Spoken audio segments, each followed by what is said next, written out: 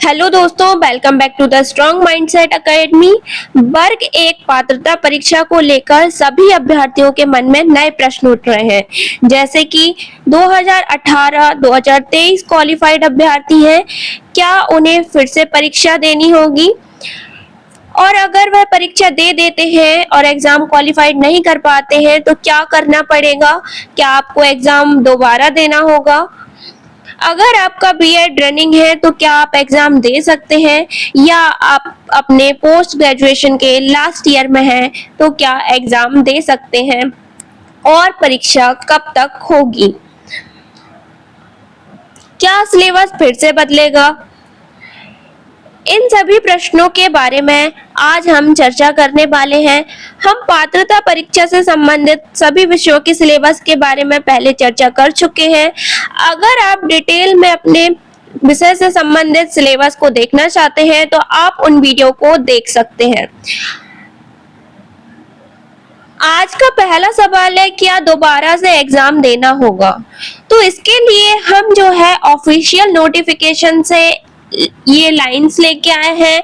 ये स्क्रीनशॉट यहाँ लगा दिया गया है कि जो शिक्षक पात्रता परीक्षा की वैधता है आजीवन रहेगी। प्राथमिक परीक्षा पात्रता परीक्षा वर्ष 2020 एवं इसके बाद आयोजित शिक्षक पात्रता परीक्षा के लिए आजीवन वैधता लागू रहेगी।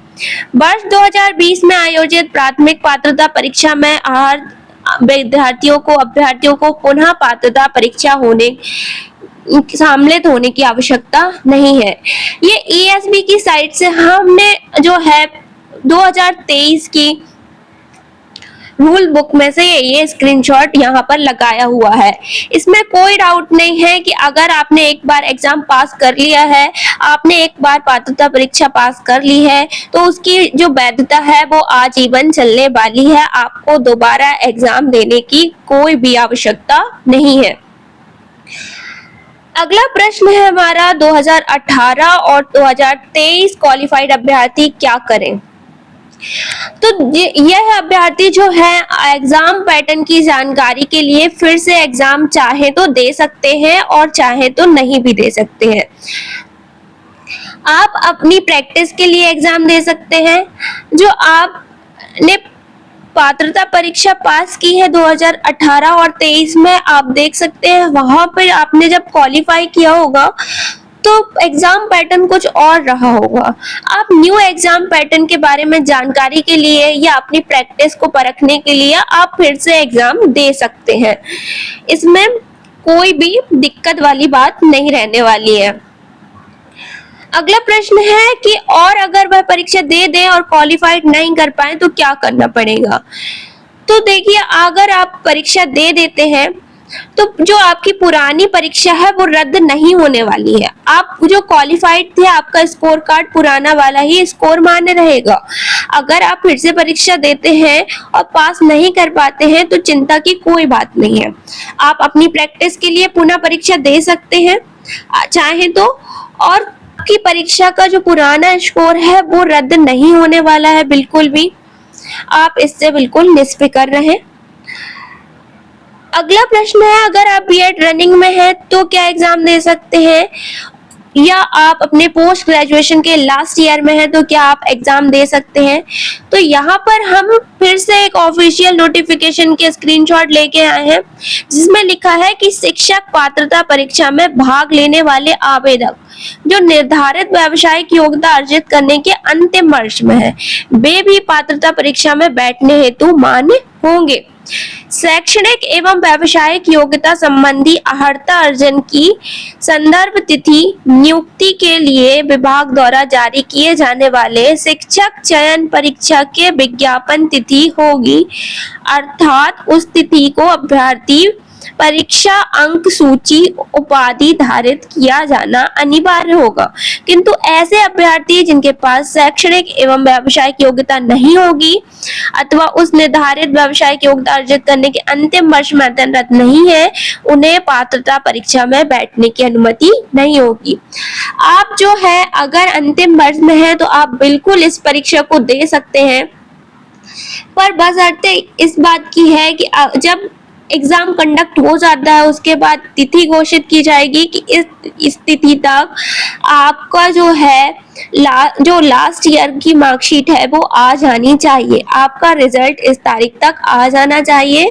उससे अगर एक दिन भी लेट होता है, 2 दिन लेट होता है तो वो मान्य नहीं होता। आप जो है उस निर्धारित तिथि के पहले आपका रिजल्ट आ जाए तो आप इस परीक्षा में बिल्कुल बैठ सकते हैं। अगला प्रश्न है, परीक्षा कब तक होगी? तो यहाँ आप देख सकते हैं ईएसबी की साइट से ईएसबी ने कैलेंडर जारी किया था, जिसमें आप यहाँ पर 15 नंबर पॉइंट में देख सकते हैं कि उच्च माध्यमिक शिक्षक पात्रता परीक्षा के बारे में बात की गई थी, जिसका नोटिफिकेशन जो है दिसंबर 2025 तक आ जाएगा और इसका एग्जाम फरवरी 2026 तक कंडक्ट कराया जाएगा।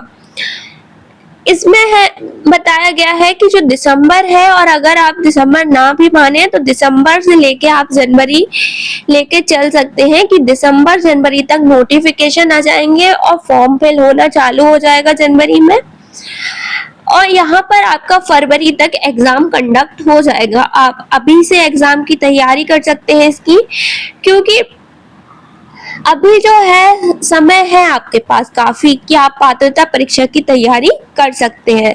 लास्ट मूवमेंट के लिए नहीं बैठ सकते हैं कि आप जब नोटिफिकेशन आएगा और तैयारी करें, तो वहां पर ये हो जाता है कि आपके पास समय कम बचता है उस समय। अभी आपके पास पर्याप्त समय है जिससे आप अपनी तैयारी को कर सकते हैं। तो नेक्स्ट प्रश्न है, क्या सिलेबस फिर से बदलेगा? तो नहीं, सिलेबस जो है 2023 में बदला हुआ था और इस साल सिलेबस नहीं बदलने वाला है।